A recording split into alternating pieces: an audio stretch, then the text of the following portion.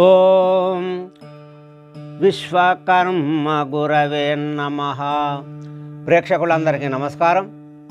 ద్రోణాపర్వంలోని 17వ భాగానికి స్వాగతం. సంజయుడు ధృతరాష్ట్రంతో తెలియజేస్తున్నాడు,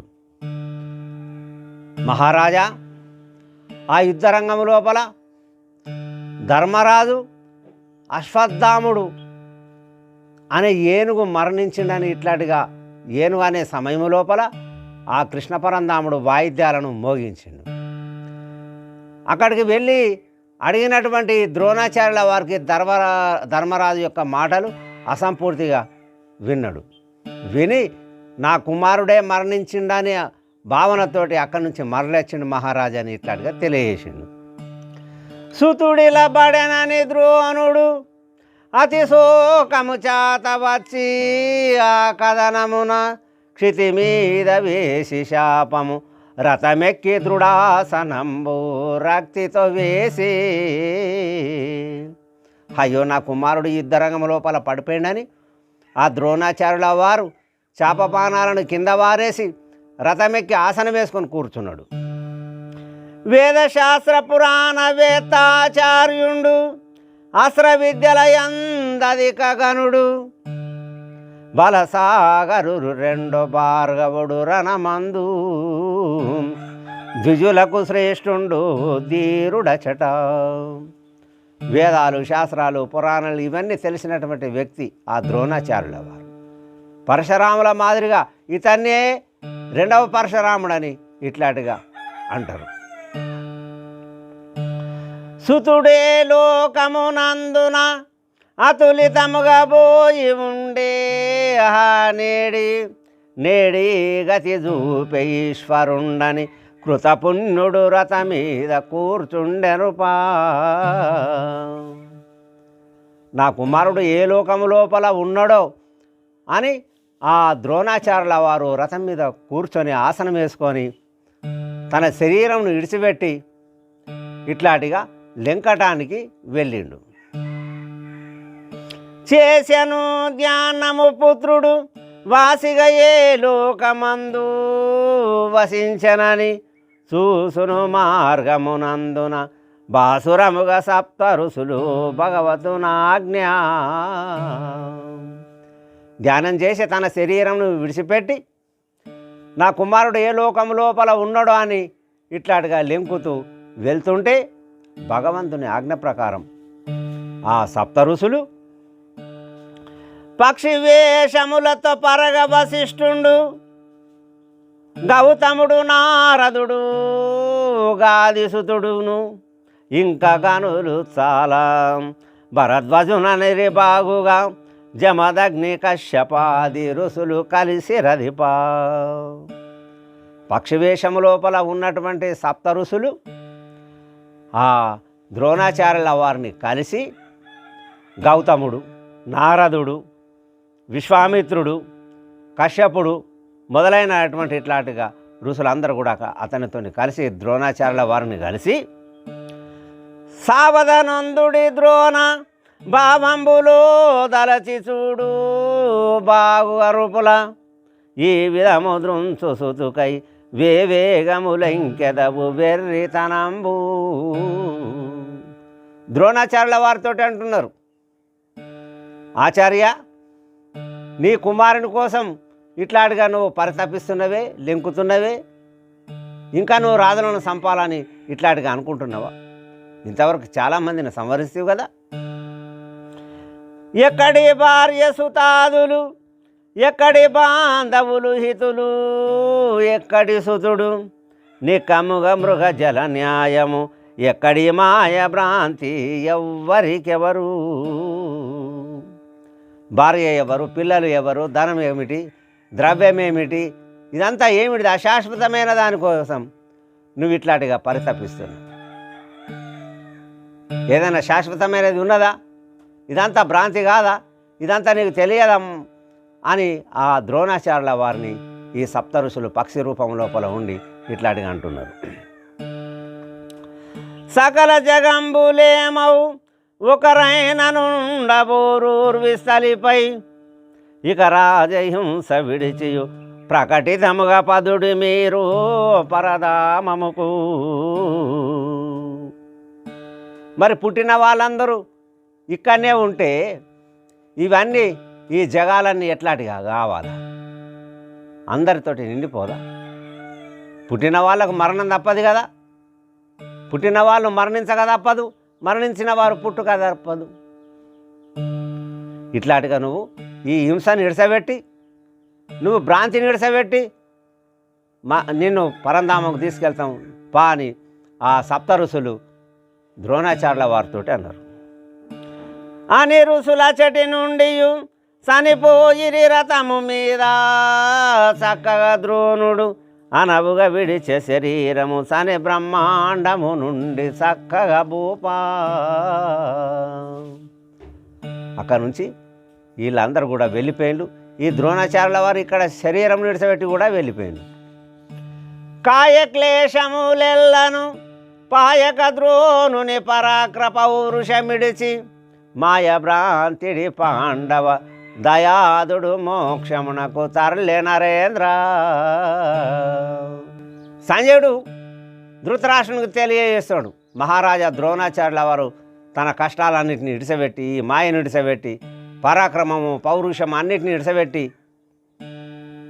ఇట్లాంటిగా ఆ పాండవుల మీద ప్రేమ కలిగినటువంటి పాండవ దయాదుడు ఆ ద్రోణాచార్యుల వారు మోక్షంకు వెళ్ళిండు మహారాజని సంజయుడు ధృతరాష్ట్రునికి తెలియజేసిండు. కౌరవ పాండవ వీరులు గుమిగూడి ద్రోణునెదుట గుంపులు గూడి నరవర ద్రుపద పుత్రుడు కరమున కడగంబు బట్టి కాలుని భంగి. కౌరవ వీరులు పాండవ వీరులు అక్కడో లికొడలందరూ ఆ ద్రోణాచార్యుల వారి దగ్గర ఇట్లాంటిగా కలిసి ఇట్లా విచారం చేస్తున్నాడు.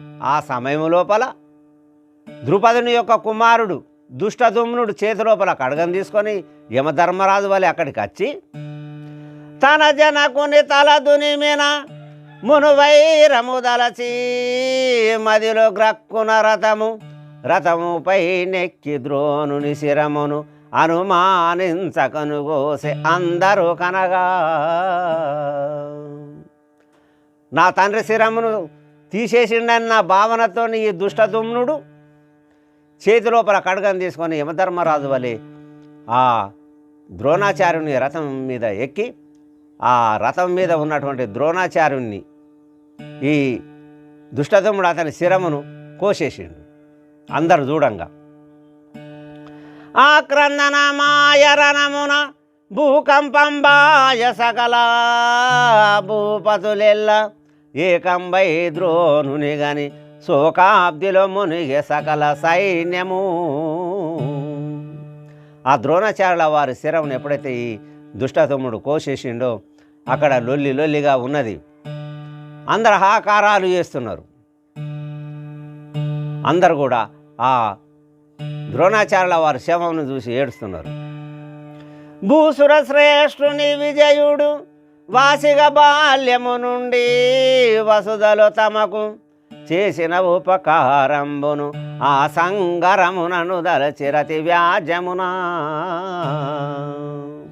ఈ అర్జునుడు కూడా ఏడుస్తూ ఈ ద్రోణాచార్యుల వారు ఈ గురువు మాకు చిన్నప్పటి నుండి అస్త్ర విద్యలన్నీ కూడా నేర్పిండు, మరి అటుగాక అతడు ఎంతో ఉపకారం చేసిండు అని ఇట్లాంటిగా ఆ పాండవ వీరులు కౌరవ వీరులు అక్కడ ఇట్లాంటిగా ద్రోణాచార్యుల వారిని తలుసుకుంటూ ఏడుస్తున్నారు.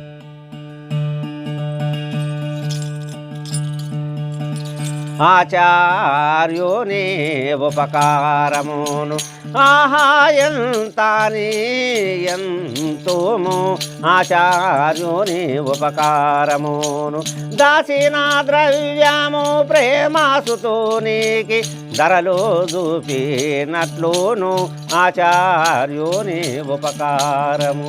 ద్రోణాచార్యుల వారు గురువుగారు చేసినటువంటి ఉపకారం గింతాగంతని లెక్క లేకుండా లెక్క గట్ట రాకుండా మాకు ఎంతో మేలు చేసిండు.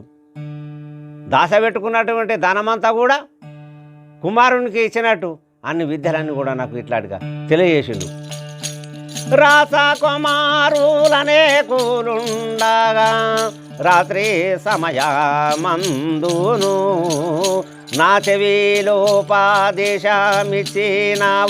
నాతా ప్రేమ చాతను రాసకుమారులనే కూలుండగా.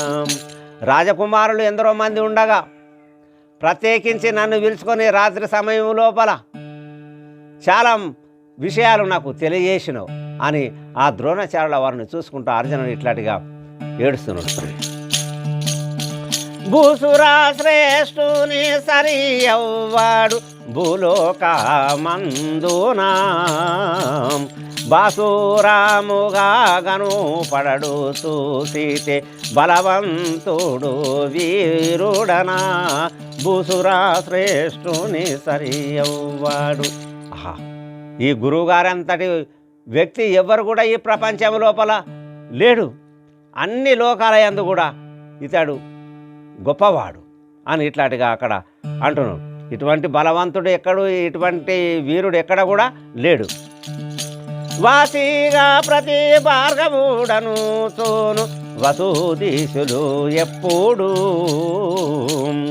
దాసాదాసులామని ప్రార్థింతోరు దైవారచన ఇప్పుడు వాసిగా ప్రతి భార్గవుడను తోను.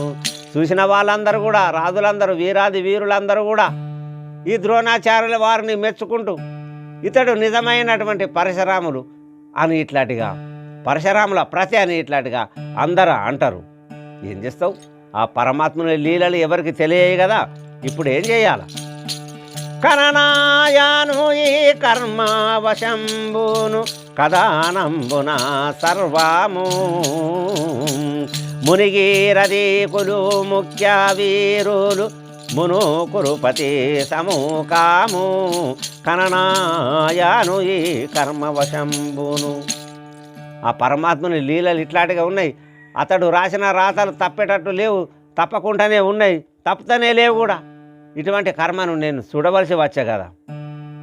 ఎందరో మంది యుద్ధం చేయంగా గొప్ప వాళ్ళందరూ, జ్ఞానులందరూ, వీరాది వీరులందరూ ఈ యుద్ధ రంగం లోపల మరణించిరు కదా. అప్పుడు ఇంతకుముందు ఆ దుర్యోధను దగ్గరికి అనవుగా మహాత్ములనేక విదంబుల అని నా వినక యుద్ధము నను కులనాశనము చేసే దురాత్ముడు నరానాదుల సైతాము అనవుగా మహాత్ములనేక విదంబుల. ఇంతకుముందు ఆ దుర్యోధను దగ్గరికి గొప్ప వాళ్ళందరూ, జ్ఞానులందరూ, వీరాది వీరులందరూ వెళ్ళి ఆ దుర్యోధనునికి ఎన్ని మంచి మాటలు చెప్పి యుద్ధమును పెట్టుకోకని చెప్పినా కానీ ఆ దుర్మార్గుడు, దుష్టుడు యుద్ధమునే పెట్టుకొని ఇక్కడ ఎందరో మందిని సంవరించే కదా. ఇది దుర్యోధనుడు చేయంగా అక్కడి వాళ్ళు ఇక్కడి వాళ్ళు ఎందరో మంది వీరాది వీరులు కూడా ఈ యుద్ధం లోపల చనిపోయారు కదా అని ఇట్లాంటిగా అక్కడ అంటున్నాడు. అని కానీ దుష్టదుమ్నుని దుని మీద గురుద్రోయనుచూ తూర్యము చేత సనిపోగను సాత్యకి గాని జననాతాపగానే జగదీశుడనే. అప్పుడు ఈ అర్జునుడు దుష్టదుమ్మునుడేయంగా ఇంత పని జరిగిపోయే కదా, దుష్టదుమ్ముని సంవరిస్తానే ఇట్లాంటిగా అనుకొని అప్పుడు వెళితే ఆ సాత్యకి ఆపిండు. అప్పుడు సాత్యకి ఆపితే ఈ కృష్ణ పరంధాముడు ఏమంటున్నాడు కదా, కాగల కార్యములెల్లను బాగుగా తప్పించబోరు బ్రహ్మాదులిల ఈ గతిని క్షోభించుట సాగదు యత్నము సాగదు పార్త. అయినదేదో అయింది, అయిన పని కావలసి అయింది. నువ్వెన్ని ప్రయత్నాలు చేసినా ఇక్కడ అవి కూడా సాగాయి. నువ్వెందుకోసం ఇట్లాంటిగా ఆ ద్రోణాచార్యుల వారి కోసం ఏడుస్తున్నావు? అయ్యే పని ఆ బ్రహ్మదేవుడు కూడా తప్పించలేడు. తునుమకమును ద్రోణుడు చనిపోయినాడు మోక్షమునకు సంశయమేం లేదు తన జనకుని దునిమినాడని కని ప్రేత శిరంబు గోసి కథనమునందు. అర్జున, దుష్టదుమ్నుడు ఆ ప్రేత యొక్క శిరమునే కోసిండు, ద్రోణాచార్యుల వారి యొక్క శిరమును కోసిండు. అంతకుముందే ఆ ద్రోణాచార్యుల వారు తన శరీరం విడిచిపెట్టి మోక్షమునకు వెళ్ళిపోయిండు. వెళ్ళిపోయిన తర్వాతనే ఈ దుష్టదుమ్నుడు నా తండ్రిని చంపిన వ్యక్తి అని వెళ్ళి కత్తితోని ఆ ద్రోణాచార్యుల వారి తలను కోసిండు. ఎంచిన అరసూరులందరినీ వాంఛన మరి కలిగే గాని వసుధల వీర పంచానానలులను రణమున ముంచెను కురువరుడు చాలా మూర్ఖుడనగా. మరి ఎందరో మంది వేళ్ళు నువ్వు లెక్క కట్టినవా అర్జున? ఎందరో మందిని ఆ ద్రోణాచార్యుల వారు సంహరించిండు, మీరు కూడా సంహరించిండు. ఈ యుద్ధ రంగం లోపల వీరాది వీరులు జ్ఞానులు ఇట్లాంటిగా సంహరింపబడ్డారు. చాలా మూర్ఖుడు ఆ దుర్యోధనుడు, దుర్మార్గుడు, దుష్టుడు అని ఆ పరమాత్ముడు ఇట్లాంటిగా అర్జునుడితోటి అన్నాడు. పరమాత్ముండి ఇట్లనగాను దురమునాచార్యుని శిరము దునిమిన వార్త మరి తెలిసి వాయు వేగము అరదుగా గురుసుతుడరుదెంచె నరేంద్ర. అర్జునుడితోటి పరమాత్ముడు ఇట్లాంటిగానే మాట్లాడుతున్నాడు, ఇట్లా మాట్లాడిండు. ఆ సమయం లోపల ఈ ద్రోణాచార్యుల వారి యొక్క కుమారుడు అశ్వత్థామునికి తెలిసి అక్కడికి ఆ ద్రోణాచార్యుల వారి ప్రేత దగ్గరికి వచ్చిండు అని ఆ సంజయుడు ధృతరాష్ట్రంతో తెలియజేసిండు. వచ్చి జనకుని చూసి వదుతవై పడి మూర్ఛ సావధనుంది ఆ సంగరమున అధిక శోకంబునానే ద్రోణి కూర్చుండి అగటి తాకరంబాయననుచు. ఆ ద్రోణాచార్యుల వారి యొక్క కుమారుడు అశ్వత్థాముడు అక్కడికి వచ్చి తన తండ్రి యొక్క శవమును చూసి ఆ చూసిన వెంటనే మూర్ఛచి కింద పడిపోయాడు. కొంతసేపటికి తెలివినొంది ఆ యాగం ఇట్లాంటిగా అధిక శోకంతో ఏడుస్తున్నాడు ముందర కూర్చుండి. ఎంత పని అయిపోయా అని ఇట్లాంటిగా ఆ ద్రోణాచార్యుల వారి కుమారుడు అశ్వత్థాముడు ఏడుస్తున్నాడు. ధీరాసూరా గంభీరా జనాక ధీరాసూరా గంభీరా జనాక అనివారుడవు ఈ జగమందు అరుడిగా బ్రహ్మాదులైనాను ఆకృతిగా నీరణమందు వెరుతూరి తీరు మత్సాకంబు మేరు మృంగిన చందంబు ధీరాసూర గంభీర జనక. ఇట్లాంటిగా తలుసుకుంటే ఏడుస్తున్నాడు నాయన. ఎవరిపైనైనా కానీ నువ్వు ఓడిపోయినటువంటి వానివి, వీరాది వీరునివి, బ్రహ్మాదులచి యుద్ధం చేసినా కానీ వాళ్ళు నిన్ను చూసి పారిపోవలసిందే కానీ నువ్వు మాత్రం ఎన్నడూ కూడా యుద్ధం లోపల ఓడిపోలేదు. ఇట్లాంటిగా ఇటువంటి పని జరగలేదు. నేను చూసిన వెంటనే వెరిసేటోళ్ళు ఆహా ఏం విచిత్రం ఇది, మేరు పర్వతమును ఒక దోమ మింగినట్టు అయిపోయా, ఎవడు ఇట్లాంటిగా సంవరించిన వాడని ఆ ద్రోణాచార్యుల వారి యొక్క కుమారుడు అశ్వత్థాముడు ఇట్లాంటిగా తలుసుకుంటూ ఏడుస్తున్నాడు. ఆయాను ఈశ్వరీ మాయ కననాయ విచిత్రము నేడు ఆయాను ఈశ్వరీ మాయ దయాదులు ప్రియా శిష్యుల మీతాము దగ్గర ఉండగా కలుడు విపరీతము జాయగా గనూట ఇప్పుడేమని పలుకుదు నోట ఆయను ఈశ్వరీ మాయ. ఇదంతా పరమాత్ముని మాయ చూడవలసి వచ్చింది. ఇంత విచిత్రమా? వీళ్ళందరూ కూడా దయాదులు ప్రియ శిష్యులు ఇలా అందరూ ఉండంగా మరి ఇట్లాంటిగా నా తండ్రి గారి యొక్క శిరమును కోసిన వాడు ఎవడు, ఇప్పుడు ఏమని అనాలా అని ఇట్లాంటిగా ఆ అశ్వత్థాముడు తలుసుకుంటా ఏడుస్తున్నాడు తండ్రిని చూసి. కురు పాండవులకు మరి పూజ్యులు వీరిరువుగా శత్రులు గారు కురు పాండవులకు మరి పూజ్యులు మరి కురువరు సేనాపతనామై దురమున బోరిన తీరు ఇచ్చాటాచర్య పదంబు అది విడిచిన గాని రణంబు కురుపాండావులకు మరి పూజ్యులు.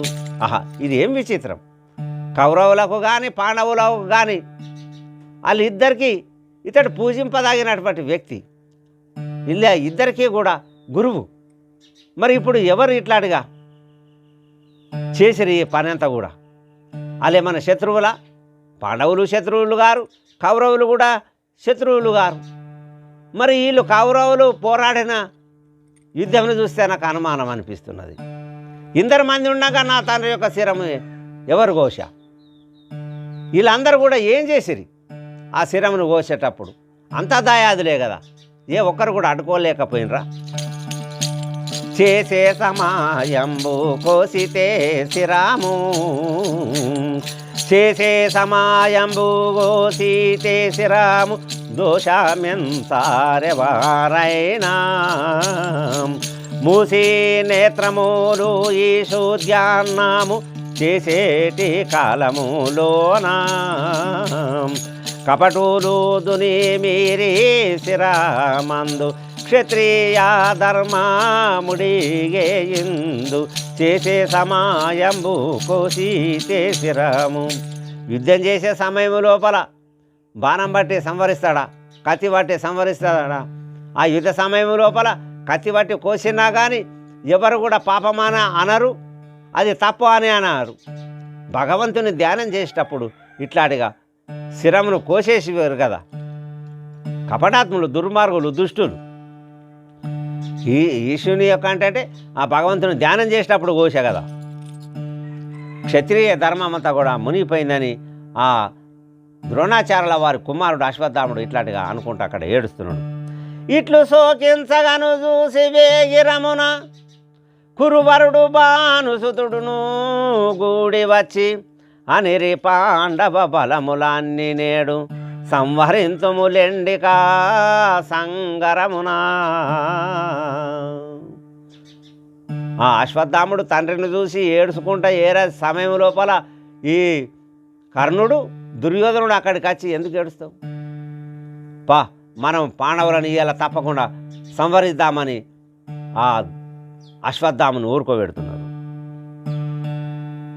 విని చాపము కొని కరమున కని పాండవ బలమునందు కాలుని భంగి తునిమెను బలముల గణితము కని పార్థుడు నిలిచివేగ కథనమునందు. నువ్వు ఊరుకో అశ్వత్థామ, నువ్వు ఎందుకో ఏడుస్తున్నావు? మనం వెళ్దాం పద, ఆ పాండవ సైన్యమును ఇయ్యాలనే తుదముట్టిద్దాం అని ఇట్లాంటిగా సరికి ఆ అశ్వత్థాముడు చేప బాణాలను తీసుకొని ఆ పాండవ బలము లోపలికి వెళ్ళి ఆ పాండవ బలను సంహరిస్తే అప్పుడు అది చూసినటువంటి అర్జునుడు చేప బాణాలను తీసుకొని నిలబడ్డాడని ఆ సంజయుడు ధృతరాష్ట్రంతో తెలియజేస్తున్నాడు. కాని ద్రోణి శరములు ఖండించరణమున రథసూర్ణము చేసే రక్తితోను చేసే గర్జన చాలా శాపశరములిడిచి పారె సంగరమిడిచి పరగ ద్రోణి. ఆ శాప బాణాలను తీసుకొని నిలబడ్డటువంటి అర్జునుడు ఈ అశ్వత్థాముడు వేసిన బాణాలన్నింటిని కూడా ప్రతిహతం చేసి ఆ